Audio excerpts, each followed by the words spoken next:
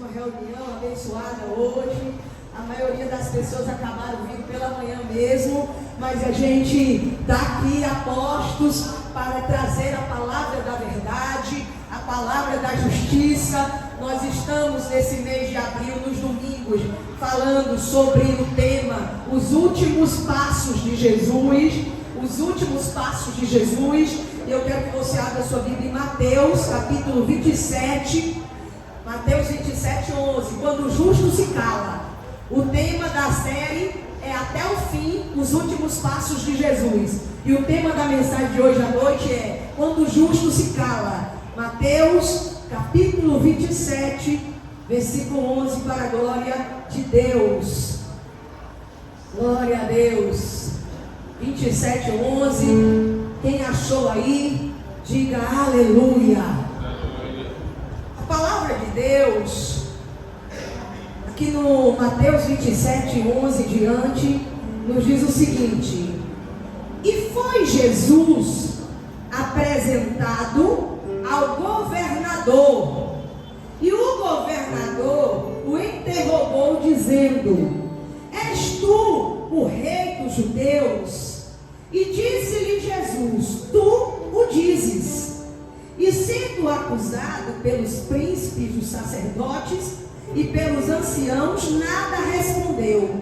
Disse-lhe então Pilatos: não ouves quanto testificarem contra ti? E nenhuma palavra lhe respondeu, de sorte que o governador estava muito maravilhado. Ora, por ocasião da festa, costumava o governador soltar um preso, escolhendo o povo aquele que quisesse.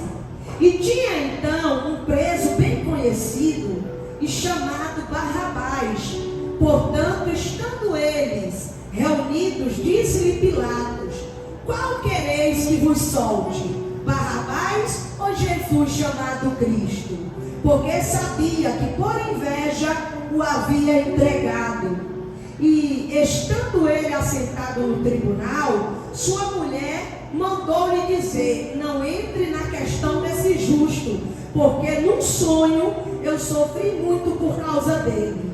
Mas os príncipes dos sacerdotes e os anciãos persuadiram a multidão que pedissem Barrabás e matasse Jesus. E respondendo o governador, disse-lhe: qual desses dois quereis que vos solte? E eles disseram: Barrabás. Disse-lhe Pilatos: que farei então de Jesus chamado Cristo? E disseram-lhe todos: seja crucificado. O governador, porém, disse: mas que mal fez ele? E eles mais clamavam, dizendo: seja crucificado.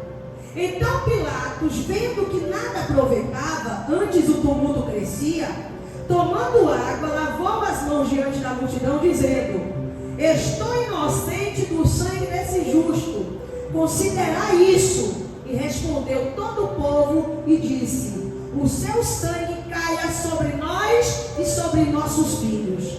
Então soltou-lhe Barrabás e, tendo mandado açoitar Jesus, entregou para ser crucificado.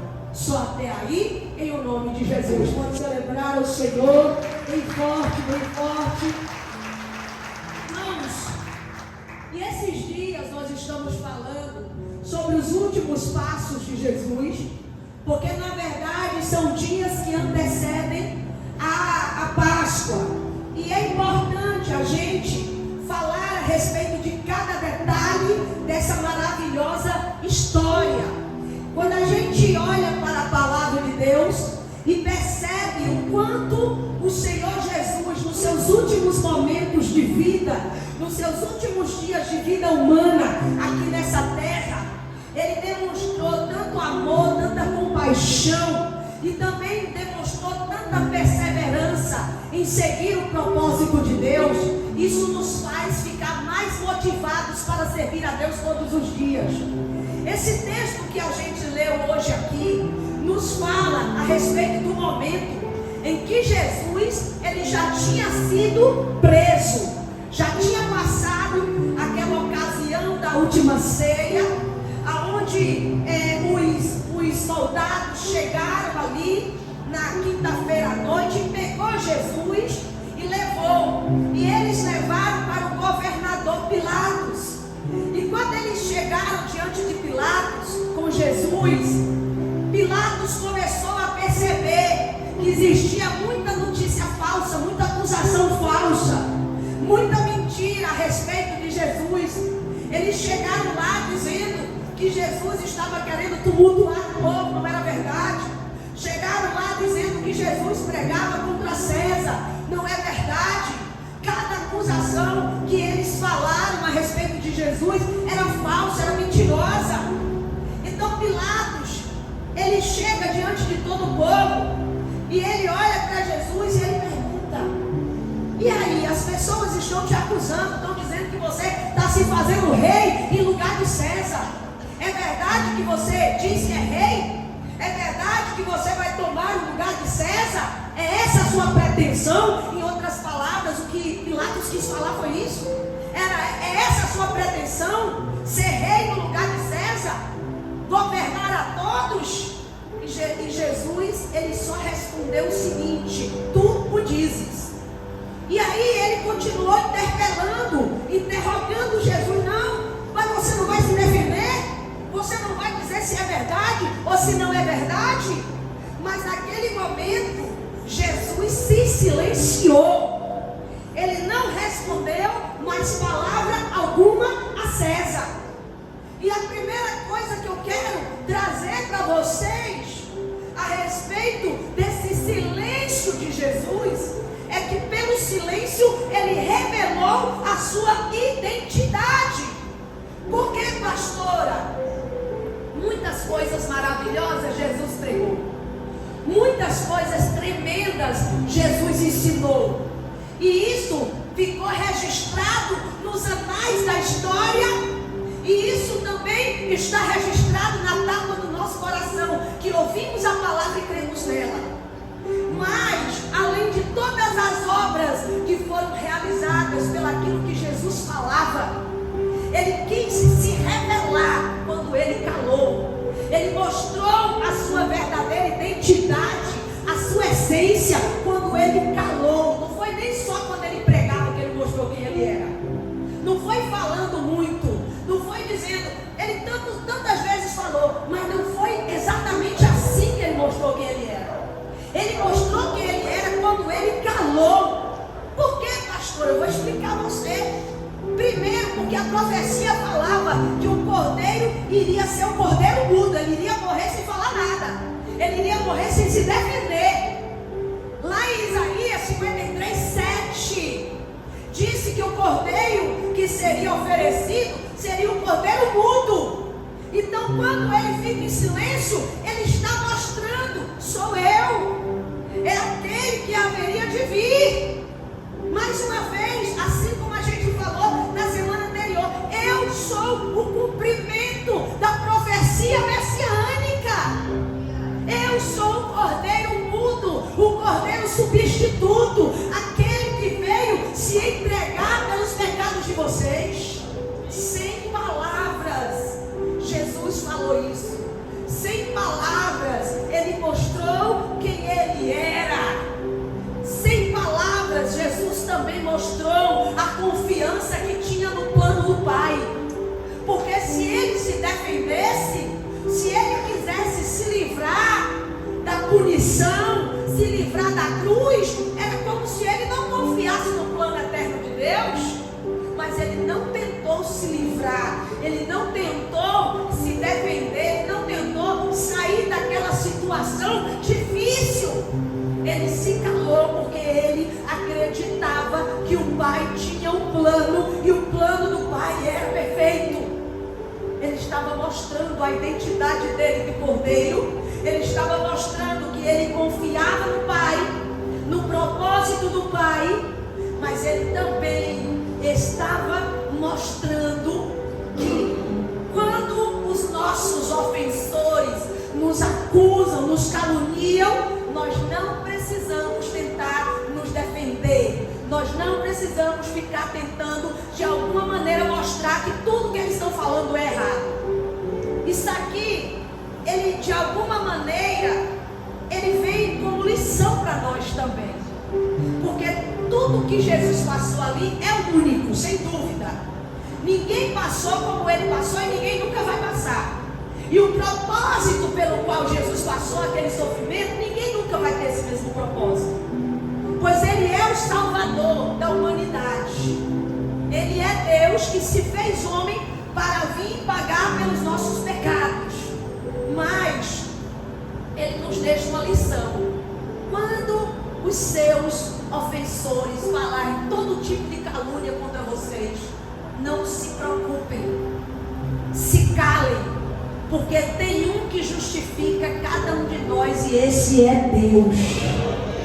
Às vezes a gente tenta argumentar muito, tenta trazer palavras justificando o que a gente está fazendo, ou mostrando que as acusações que se levantaram contra nós eram falsas. E às vezes quando a gente quer agir dessa maneira, a gente acaba se complicando muito mais. Quando a gente quer se sair de uma situação, querendo usar palavras persuasivas para nos defender, para defender a nossa honra, é capaz da gente até se complicar. Mas quando estão nos ofendendo, nos caluniando, levantando mentiras contra nós e a gente se silencia, aí nós temos um que é o nosso Deus justificador, que vai pelejar em nosso favor e que vai trazer justiça para nós. Então não fica por aí tentando provar para as pessoas que focinho de porco não é tomada. Não fica por aí tentando botar na cabeça das pessoas que você é alguém correto, é alguém do bem, que serve a Deus. Desde quando tem pessoas que já têm uma ideia preconcebida de você e que não vai mudar isso por nada? Eu passo por isso diariamente, porque nós sabemos a maneira pejorativa que muitas vezes são tratados os pastores.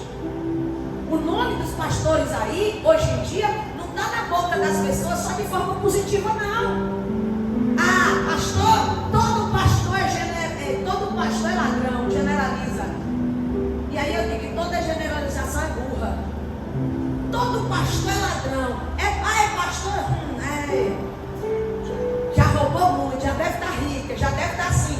Eu vou tentar ficar me justificando, não, porque tem pastores que são assim, tem outros que são assados, porque isso, que aquilo. Todo argumento que eu trouxer, se aquela pessoa não estiver com o coração aberto para receber, eu só vou estar gastando saliva e jogando pérolas aos porcos.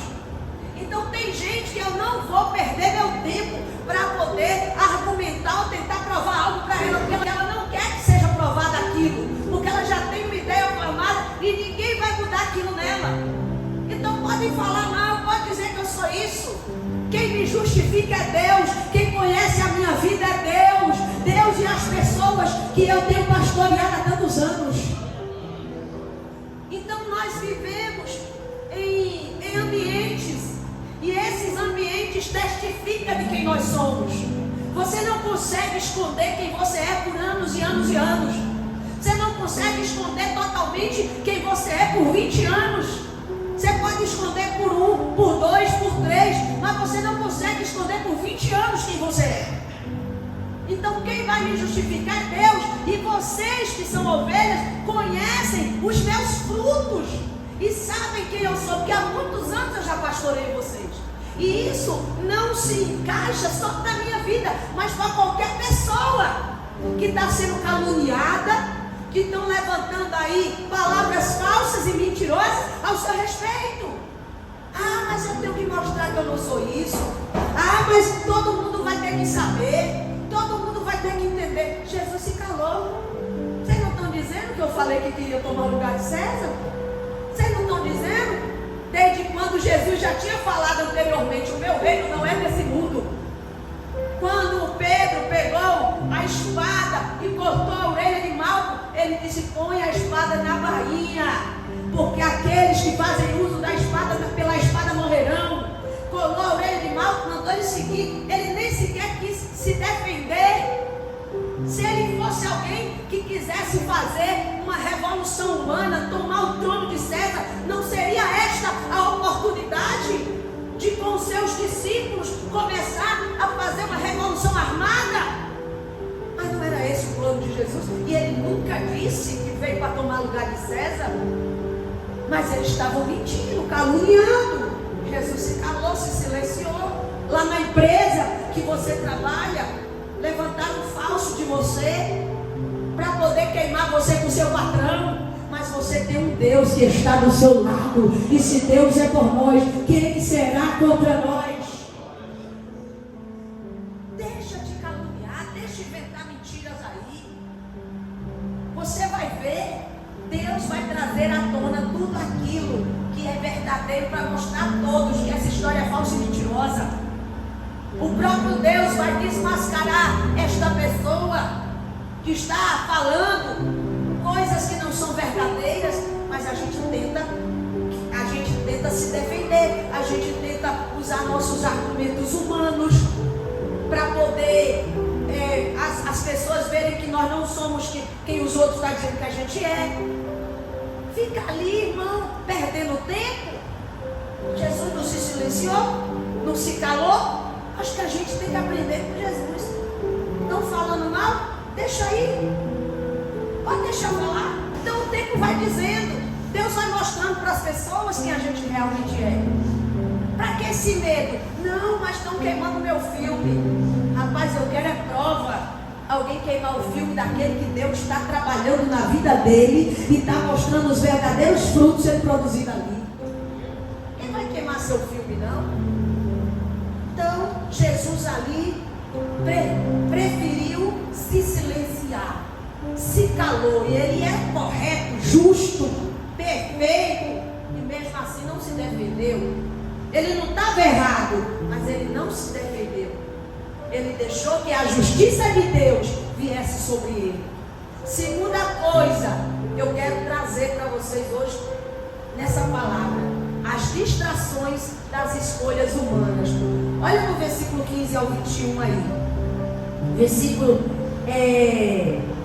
15 diz assim: ora, por ocasião da festa, costumava o governador soltar o preso, escolhendo o povo aquele que quisesse. E tinha então um preso bem conhecido, chamado quem? Chamado quem, igreja? Barrabás.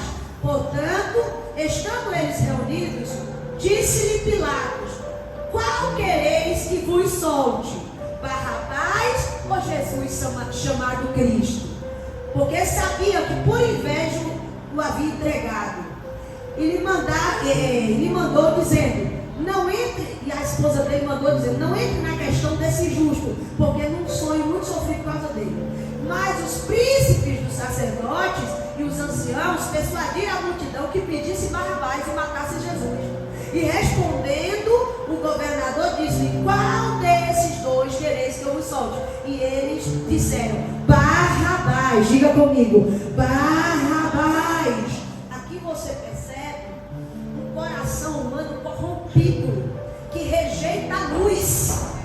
A escolha errada que eles fizeram mostra que eles estavam rejeitando a luz. Olha o coração deles. Olha a escolha distorcida.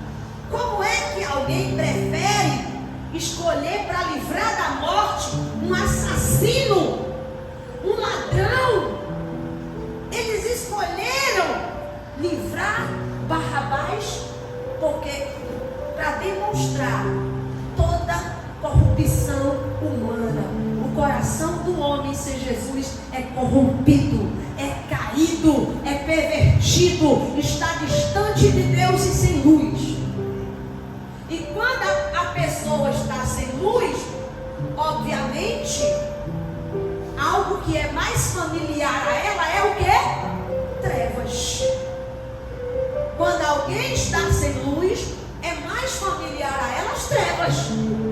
Então eles escolheram as trevas ao invés da luz. A Bíblia fala isso em João, que a luz veio, se não me engano, João 1,11. A luz veio, mas eles rejeitaram a luz e escolheram as trevas. eles amaram mais as trevas do que a luz. Lá em João 3,19, se não me engano, também fala isso. Então veja que situação. Infelizmente também a gente tem que ter cuidado com as nossas escolhas, porque do mesmo jeito que eles escolheram errado, a escolha foi totalmente injustificada, totalmente distorcida. Tem gente também escolhendo errado hoje, buscando soluções humanas, buscando soluções que às vezes ela pensa que ali vai ser algo salvador para ela. Não é, irmão. Você tem que entender que essas soluções humanas, elas podem estar disfarçadas de algo salvador, mas são destrutivas. Não opte por soluções humanas, terrenas, carnais, animais. Opte sempre pela direção que Deus tem para a sua vida. Opte sempre por andar de acordo com aquilo que Ele está te conduzindo, te guiando. Quem está entendendo, diga glória a Deus.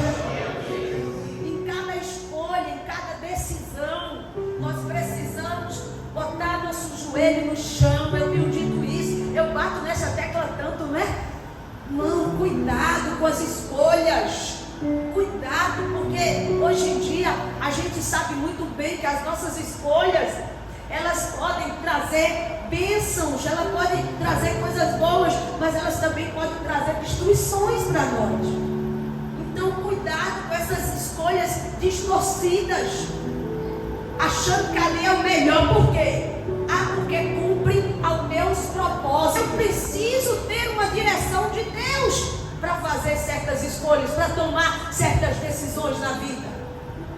Eu preciso disso. Eu não posso, não, mas eu acho que tem que ser desse jeito. Como eles que é Barrabás, só pelo meu prazer de crucificar Jesus, porque estavam com inveja, porque estavam sendo instigados a fazer o mal a Jesus. Eu sei que Deus tinha um plano em tudo aquilo. Apesar da maldade humana, das escolhas erradas, mas Deus usou todo aquele cenário de erros deles, mas para cumprir o propósito eterno de Deus, que era que Jesus fosse entregue na cruz por nós. Mas isso não impede deles serem culpados pelos erros deles. Não impede deles serem condenados pelos erros deles. Assim como a gente, Jesus morreu por nós. Se nós nos entregarmos a Jesus, vivemos uma vida para Deus, nós vamos ser livrados da destruição eterna. Mas se a gente sair por aí, vivendo as nossas próprias escolhas, andando nos nossos próprios caminhos, nós iremos colher o resultado, o fruto dessas escolhas que faremos. Então cuidado com isso. Eles fizeram a escolha. Barrabás, mandaram para a cruz o santo, o justo, o inocente, o Filho de Deus. Imagina. Outra coisa que eu não posso deixar passar desapercebido nesse texto é a covardia e a omissão de Pilatos. Por que eu preciso dizer isso? Versículo 22, vamos lá. Disse-lhe Pilatos: que farei então de Jesus chamado Cristo? Disseram-lhe todos: seja crucificado. O governador, porém, disse: mas que mal fez ele? E eles mais clamavam, dizendo: seja crucificado. Então Pilatos, vendo que nada aproveitava, antes o tumulto crescia, tomando água, lavou a mão diante da multidão, dizendo: estou inocente do sangue desse justo. Considerai isso. Presta atenção. Pilatos achou que pelo fato dele pegar uma água e lavar as mãos, isentou ele. Não isentou, porque ele era governador.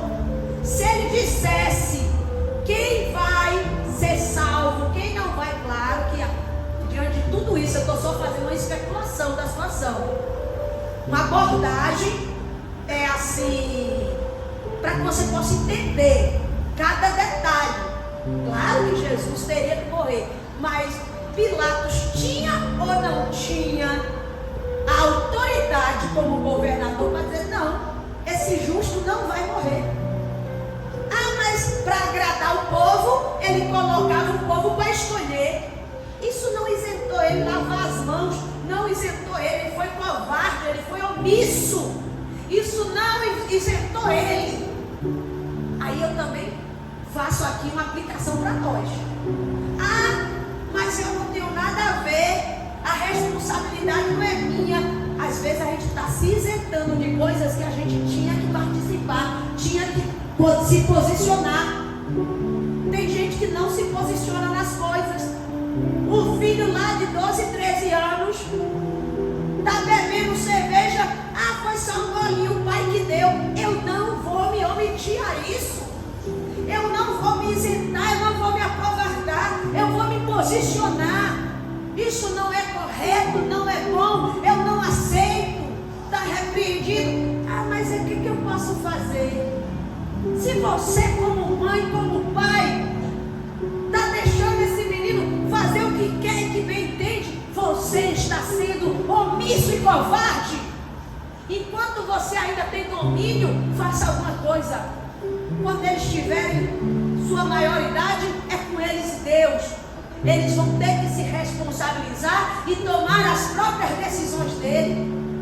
Mas o menino tem 12 anos e a mãe diz: eu já falei a ele que não pode fazer isso. São meninos que trazem coisas da escola que não são coisas deles, bota na bolsa, na mochila. E a mãe com vergonha: menino, não faça isso não. Ah, se acontece comigo, eu boto para devolver na frente da escola toda. Vai lá, coloca na mão. Ah, mas mãe, estou com vergonha. Para você nunca mais fazer. Você está entendendo? Mas tem gente covarde, omisso, que lava as mãos nas coisas e acha que isso isentou ele. Ah, mas eu não tive o que fazer. Se posicione. Você tem identidade. Uma identidade de filho, de servo de Deus. Quem está entendendo, diga aleluia. Se posicione. Não fique na neutralidade. Ah, não sei. Se posicione. Saiba entrar e saiba sair em qualquer lugar, respeitando as pessoas, mas tendo posicionamentos firmes. Eu nunca precisei desrespeitar ninguém, mas eu também nunca precisei engolir goela abaixo minha fé para esconder. Em qualquer ambiente que eu cheguei, até mesmo ambientes acadêmicos, eu pude me posicionar e mostrar as coisas na ótica da minha fé, respeitando as pessoas. Não tenho que desrespeitar ninguém, mas também eu não posso nem dizer que eu sou cristã aqui, porque aqui sabe, né? Professor é assim, professor é assado. Problema dele. Eu tenho meu posicionamento. Eu não sou uma folha em branco. Eu não sou covarde. Eu não sou omissa. Quem está entendendo? Quem está entendendo aí, diga glória a Deus. Falo, abro a boca e falo, respeitando, porque eu tenho como é que se diz? Uma visão de que é assim, ó, o seu direito vai até onde o direito do outro chega, cada um no seu quadrado, é ou não é? É ou não é, gente? Respeitando a parte do outro, mas nunca deixei de falar a verdade, aquilo que eu creio, sempre me posicionei. Você está entendendo? Então, meu irmão, não se omita não. Aí vem Pilatos, eu lavo minhas mãos, não vou querer fazer parte, pagar pelo sangue desse inocente. Por que ele não disse, não matem ele não? Depois, se o povo quisesse avançar em cima de Jesus, rasgar as roupas de Jesus e mandar crucificar, era com eles. Que Jesus, de fato, o plano era que ele fosse morto na cruz do Calvário, mas o que foi que ele fez? Governador, cheio de autoridade. É com vocês que sabem. Ele colocava essa responsabilidade na mão do povo para agradar as pessoas, mas ele não era obrigado, era um costume, mas não era uma obrigação. Ele poderia muito bem dizer, hoje o costume vai mudar, hoje vai ser outro. Não irei entregar Jesus o justo na mão de vocês. Se o povo quisesse avançar, fizesse o que fosse, aí era com aquele povo depois. Mas ele se omitiu, ele foi covarde. Não se omita, se posicione. Quarta coisa para a gente finalizar: a entrega do inocente pelos culpados. Versículo 26 diz assim: então soltou-lhe Barrabás, e tendo mandado açoitar a Jesus, entregou para ser crucificado. Aí agora Jesus foi açoitado conforme já estava determinado que fosse assim, e ele foi entregue para ser crucificado. A cruz foi o altar da substituição. Diga comigo aí: a cruz foi o altar da substituição. Era o santo sendo entregue pelo pecador. Era o justo, o perfeito sendo entregue pelo imperfeito. Era para ter sido crucificado na cruz, não era Jesus.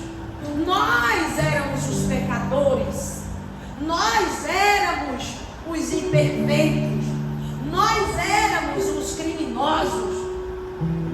Mas ali foi uma substituição, porque no Antigo Testamento uma pessoa pecava, e aí chegava a época do ano que o sacerdote, ele pegava um cordeiro ou uma pomba ou algum tipo de animal, e ele era, aquele sacerdote, amarrado uma corda na cintura dele, e ele entrava no Santo dos Santos, que era um lugar santíssimo, e ali era a corda amarrada na cintura, porque se ele tivesse pecado na hora, ele caía lá morto, ele não saía vivo. Então tinha que mandar com a corda amarrada na cintura para puxar se ele caísse morto. E ele ia, e ele pegava aquela pomba, aquele cordeiro, aquela rolinha, e entregava lá no altar, para que o ser humano pudesse ter os seus pecados cobertos diante de Deus pelo sangue daqueles animais por mais um ano. Então aquele sangue de animais que eram derramados no altar valia por um ano, tinha prazo de validade. Só que Deus, ele enviou o Cordeiro perfeito para que não houvesse mais prazo de validade. Agora quem morreu não foi mais aquele cordeiro lá, ou as rolinhas, ou pombas, ou cabrito. Agora quem morreu foi Jesus Cristo de Nazaré, para cobrir os nossos pecados, para perdoar os nossos pecados e para nos justificar diante de Deus. Porque diante de Deus tinha que ter um acerto de contas. Como é que vai acertar as contas do pecado? Tem que ter uma maneira. No Antigo Testamento era com sangue de bode, com sangue de boi, com sangue de pomba. Mas no Novo Testamento é o sangue de Jesus que é vertido, que é derramado, e agora Ele nos substituiu para que hoje nós pudéssemos estar livres. Nós fomos cobertos, nós fomos justificados. Quando a gente, irmão, chega diante de Deus para poder orar, nós só podemos ser atendidos, não é por causa de nós mesmos, é porque Jesus, o sangue de Jesus derramou, e agora Ele nos tornou justos, e por isso podemos nos achegar diante de Deus.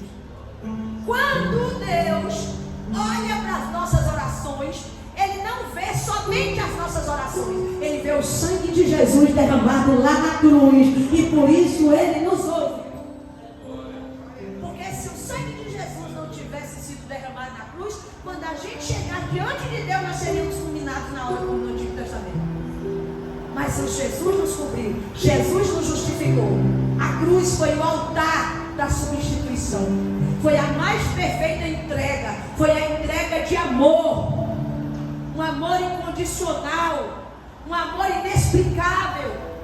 Não dá para explicar, parece, é o amor de mãe, o amor de pai, o amor de irmão. Não, o de Deus é superior a qualquer um desses. Pode ser que em alguns textos da Bíblia até compare que o amor de mãe se aproxime um pouco mais, mas não quer dizer que é igual.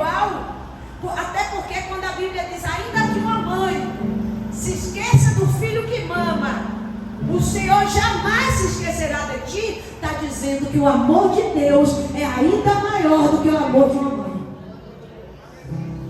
Então, meus irmãos, eu vejo nesse texto, só para a gente concluir, só para a gente finalizar aqui, que Jesus, o justo, o santo, o perfeito, foi acusado, caluniado, mentiram sobre ele, e ele preferiu silenciar e se entregar. Vamos dar valor à entrega de Jesus e também em alguns aspectos aplicar isso, esse silêncio dele, aplicar isso na nossa vida diária. Quem entendeu, pode aplaudir o Senhor, família.